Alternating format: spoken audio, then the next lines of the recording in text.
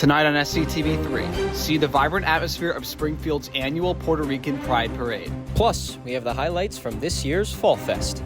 All that and more tonight on SCTV3.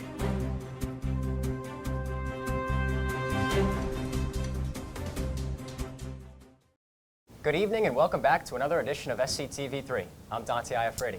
And I'm Patrick Fergus. Thank you for joining us. The fall season is making its way onto campus as the Campus Activities Board hosted their annual Fall Fest. SCTV3's Liam Riley has us with more.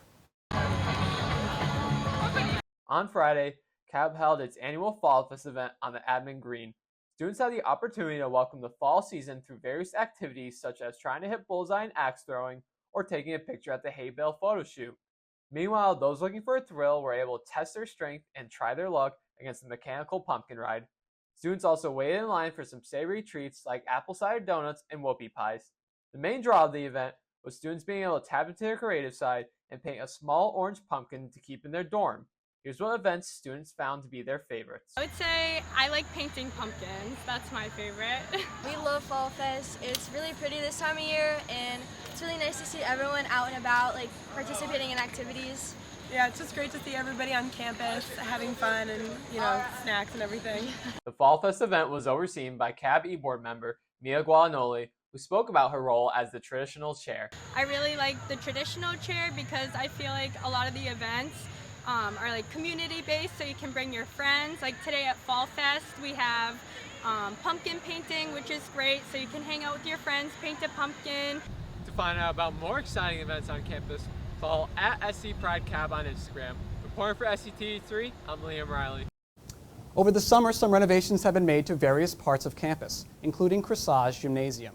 Kresge, where the men's and women's gymnastics teams hold practice, recently had a complete renovation. The gym, which is almost 30 years old, was in need of upkeep in order to help the team perform at their peak potential. With the program now training Springfield College gymnasts at an Olympic level, the new equipment and new space will better help the team reach their goals. Men's gymnastics head coach Matthew Davis talked about how thankful he was for the new gym and also discussed how the team will utilize the area.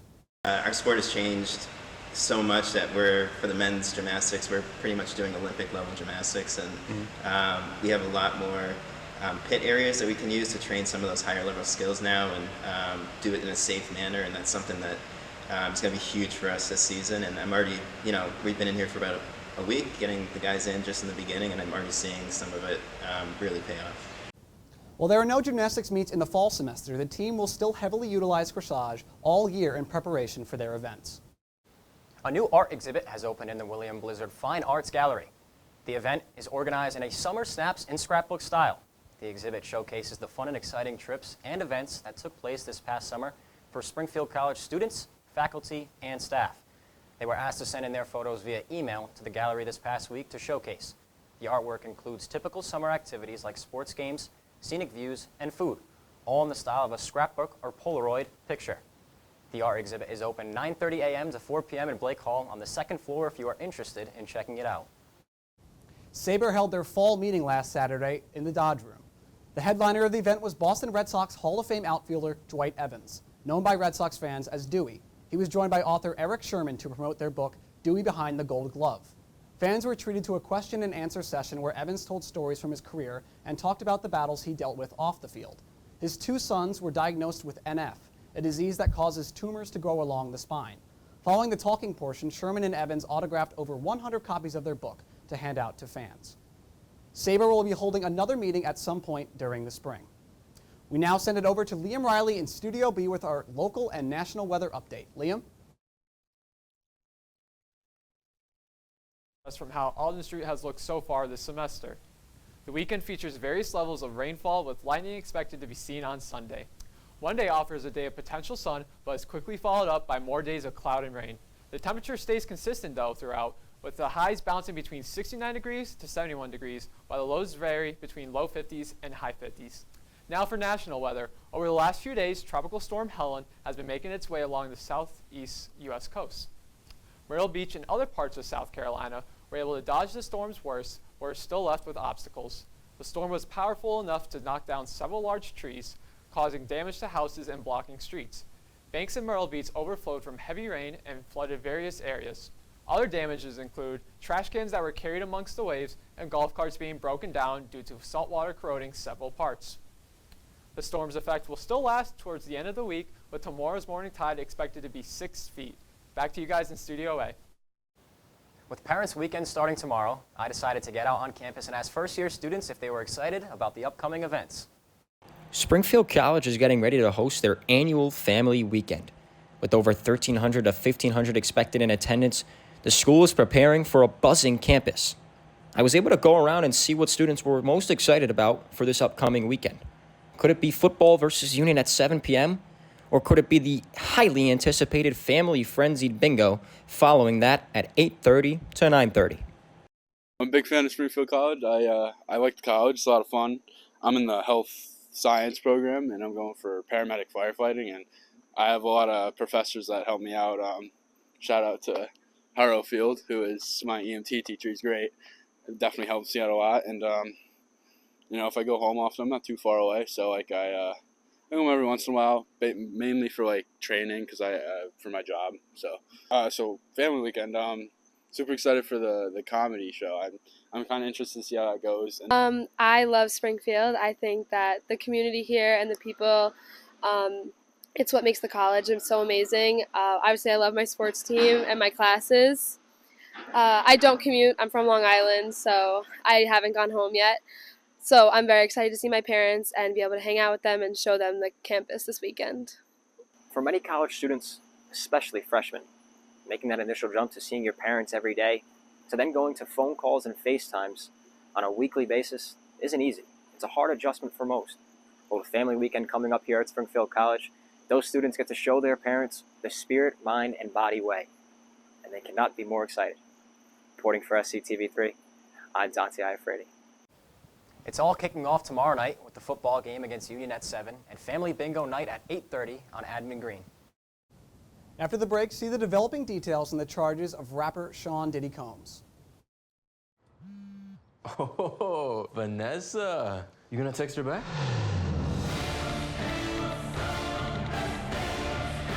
Nope. I'm high. I'm gonna hit the treadmill. You're already making good decisions when you're high. We need to go meet the guys. I'm lit. Can you drive? Nope. I'm high. How about they come over? Where? Don't make an exception when it comes to driving. If you feel different, you drive different.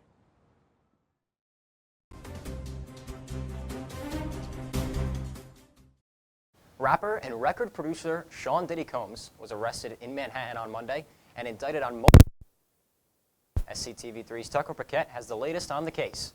Rapper Sean Diddy Combs was arrested in Manhattan earlier this week and charged with a number of federal crimes. Combs was indicted on felony counts of racketeering conspiracy, sex trafficking by force, fraud or coercion, and transportation to engage in prostitution. The indictment states that Combs has been assaulting women and operating in a criminal enterprise for well over a decade. The organization Combs allegedly associates with has also been connected to a litany of other offenses, including kidnapping, arson, and bribery. As Combs and his defense team start looking ahead towards a trial, lots of attention will be placed on this case. A bullseye will be squarely on Combs' back, from the prosecution and the media alike. He's got the full weight of the federal government down on him, and they were patient. They took their time after the raids. So this is going to be extremely difficult for him to defend himself against. Combs, however, is maintaining his innocence. Although he is facing serious charges, he and his defense team are confident that he will be proven to have done nothing wrong. Mr. Combs is a fighter. He's going to fight this to the end. He's innocent. He came to New York to establish his innocence. He's not afraid. After his arrest, Combs' attorney asked for $50 million in bail, but that request was denied on Wednesday, and Combs will remain in jail. Reporting for SCTV3, I'm Tucker Paquette. On Sunday, another assassination attempt was made on former President Donald Trump at his golf club in Florida. SCTV3's River Mitchell has the story. Just 2 months after an assassination attempt on former President Donald Trump at his rally near Butler, Pennsylvania, another attempt happened at one of Trump's golf courses near West Palm Beach, Florida. Our agents engaged We are not sure right now if the individual was able to take a shot at our agents. The man, identified as 58-year-old Ryan Wesley Ruth of Hawaii, was pointing his AK-47 style rifle at President Trump before Secret Service saw the muzzle of the firearm and acted accordingly. The man fled the scene, leaving behind his rifle, a scope, and 2 backpacks.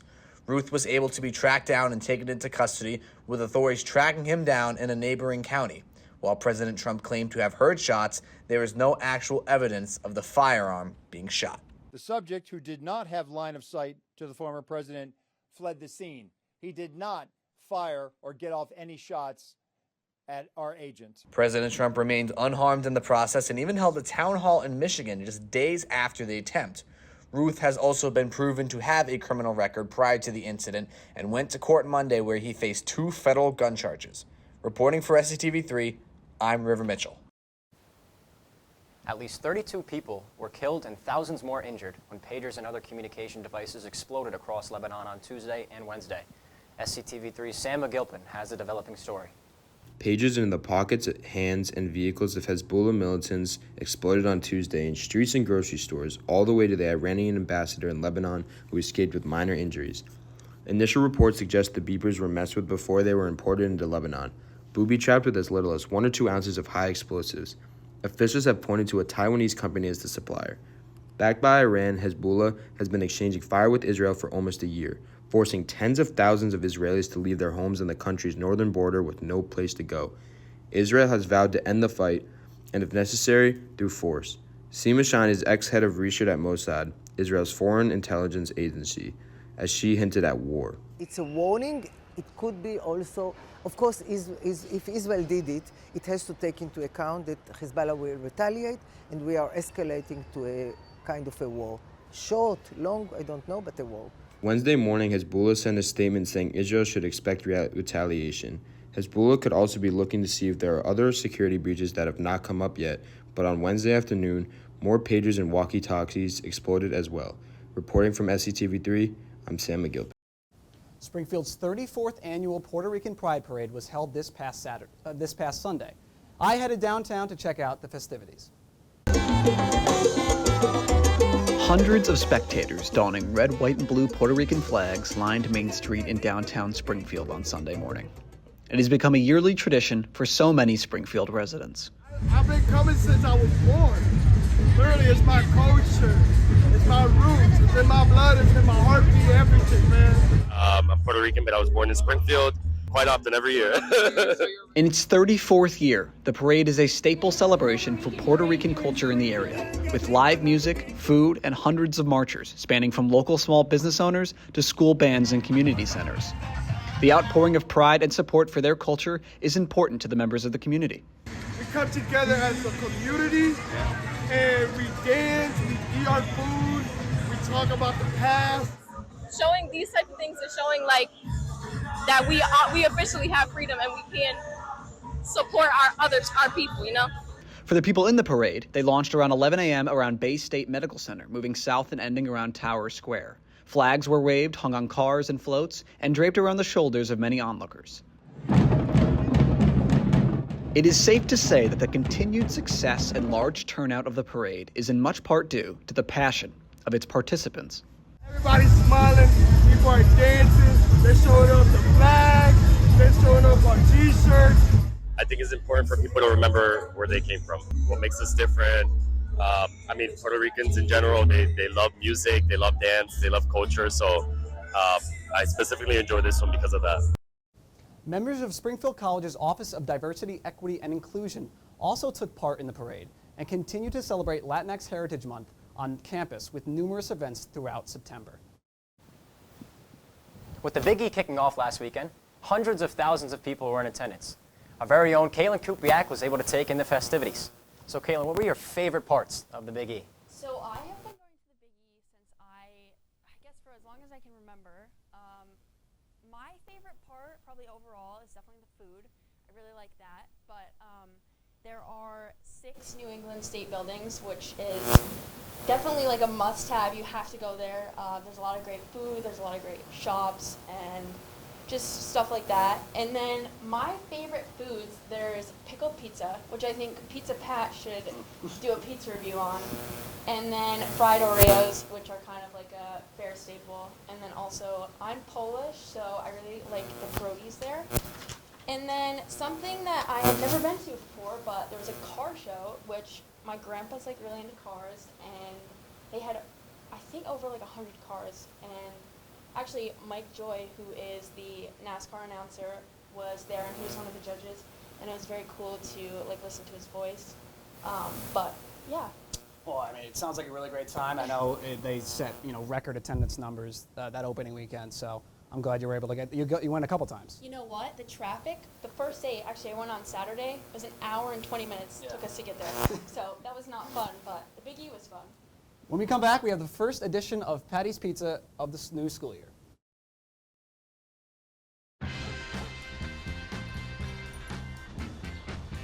When we adopt a shelter pet, we discover they're a unique mix of all kinds of things. Come on, Jules, spotlight on this last one.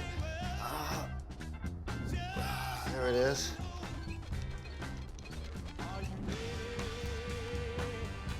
Keep going with it. Leo! They're a little bit of a lot of things, but they're all pure love.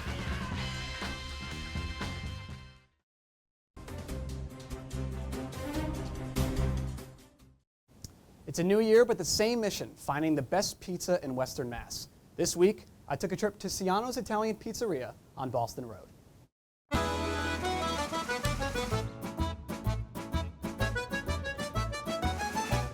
And we're back with Patty's Pizza here on Boston Road, Ciano's. Let's head inside.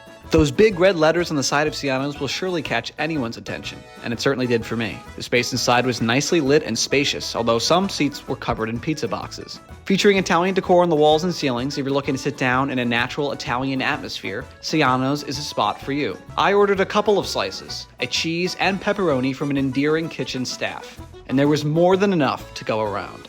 Look at the size of this slice. I mean, this is literally a slice and a half. Good sauce, good cheese.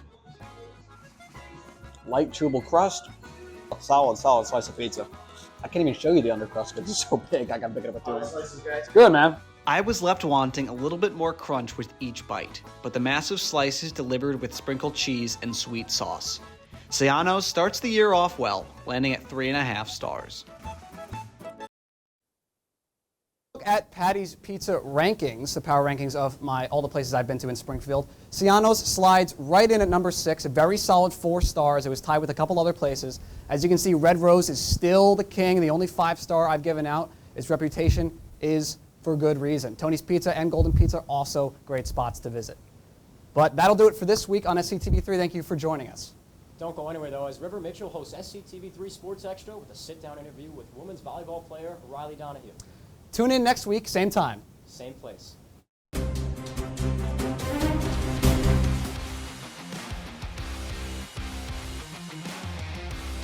Tomorrow night, Springfield College football takes on Union at Stagg Field, looking to take down the Garnet Chargers for the first time since 2016. The Pride are coming off their 76-point drubbing of Husson College last week, the most points the program has scored since 1931. They totaled 616 total yards of offense and scored 11 touchdowns. Springfield looks to stay undefeated on the season and finally take down Union live on Flow Sports at 7 p.m.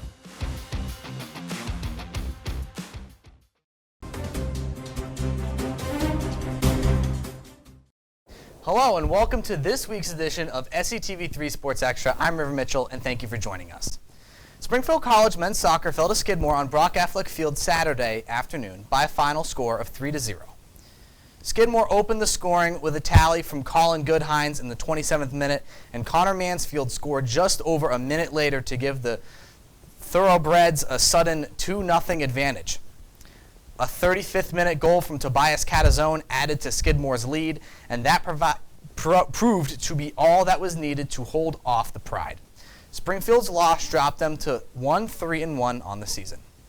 The Pride also lost 1-0 on Tuesday against Wesleyan. Springfield will look to get back in the win column Saturday when they travel to Boston to face Emerson in their first NEWMAC action of the season. After squeaking out a victory against Williams College on September 7th, The women's soccer team blew the doors off of Rhode Island College this past Saturday, 6-1. Mia Salmon for the Pride got the scoring kicked off early as she put the Pride on the board 1-0, only 5 minutes and 20 seconds into the game.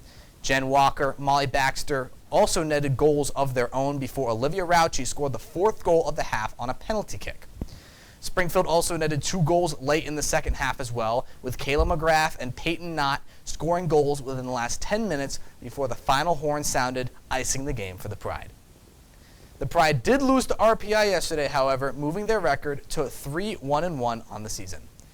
Last night, Springfield College women's field hockey lost 3-1 to Trinity College on Stagg Field. Springfield struck first for the game's initial goal into the second quarter when Molly Collins ripped a shot from the top of the arc off a short pass from Audrey Dolan. The goal was set up by Nicolette Morlock, who inserted the ball off Springfield's second penalty corner of the half. Trinity then came in with a comeback, scoring once in the third quarter and 2 goals in the fourth, taking the lead and the win. The Pride will look to bounce back this Saturday afternoon against Salve Regina. Women's volleyball outside hitter and NewMax Offensive Volleyball Player of the Week, Riley Donahue, has started her senior season with a bang, leading her team in kills with 116. I sat down with her to discuss how the current state of the team is, while also looking back on her time on Alden Street.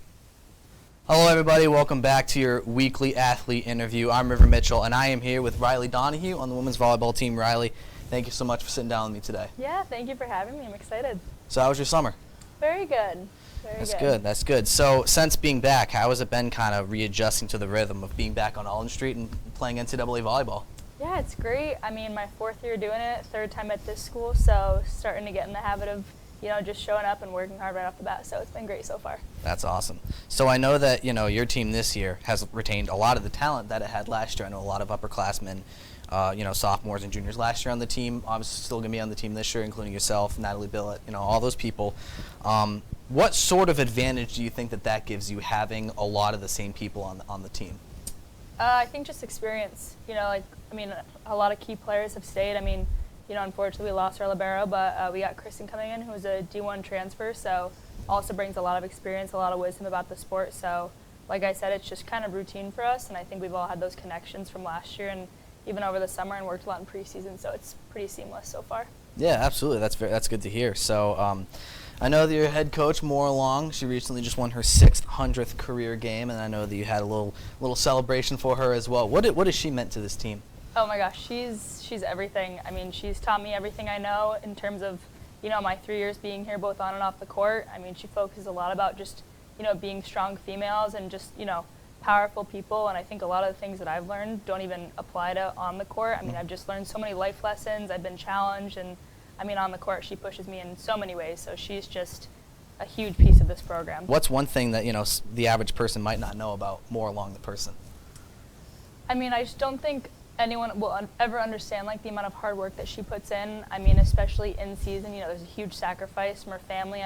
Obviously having lived long on the coaching staff is unbelievable, but her entire life is volleyball for the entire duration of the fall. So I think it's just the amount of work that she puts in, even after, going home after a game, she's watching film on the bus, and she just puts her whole life into it, and so it definitely shows, but sometimes it goes unnoticed. Right, no, for sure. So I know that you've been off to a really good start this year. You've just won NewMac Offensive Player of the Year, and I know that you have a laundry list of awards that you've won throughout your volleyball career as well. So whether it's, winning Offensive Player of the Week or winning an All-American, do you pay attention to those individual awards at all, or are you sort of where it's just all I care is about winning for the team? Yeah, I really try not to. Obviously it's an honor to receive those awards, and I think a lot of the hard work that I put in, that my teammates put in, pays off, especially with all of our individual awards. Mm-hmm. But yeah, we kind of talk a lot about, it's not about what we did, it's about what we do. So, it's obviously an honor to receive it for this week, but super focused on the game tomorrow versus Endicott, and I think, we set a lot of goals throughout the season, and I think the individual awards will come with it, but as a goal, we all just want to win. Final question I have for you, sort of looking at where you started in your volleyball career to where you are now, how gratifying has it been to see not only the journey you've been on, but how much you've grown as a player and as a person? Oh my God, it's unbelievable. I've said it ever since I walked in this gym. This program is so fulfilling, and you know, I'm coming to the end of my 4 years, and I think, you know, once my last game hits, like, I'm ready to leave the sport, and I think sometimes that's hard for athletes to be able to do that, but I mean, the amount that I've been challenged and I've had to, you know, overcome injuries, and I mean, my teammates have had some injuries, and, you know, just stepping up as a leader, I think I've learned so much that, you know, if I look back to my freshman year self, even at a different school, you know, no matter where I am, I just, like, you know, I can't even imagine that I've been able to come this far and, you know, been able to meet, like, such amazing people along the way, so it's been unreal. That's awesome. Well, that's going to do it for our weekly athlete interview. Big thanks to Riley for taking the time to join us, and we'll see y'all next week. That's going to be it for this week's edition of SCTV3 Sports Live. Tune in next week for more sports coverage.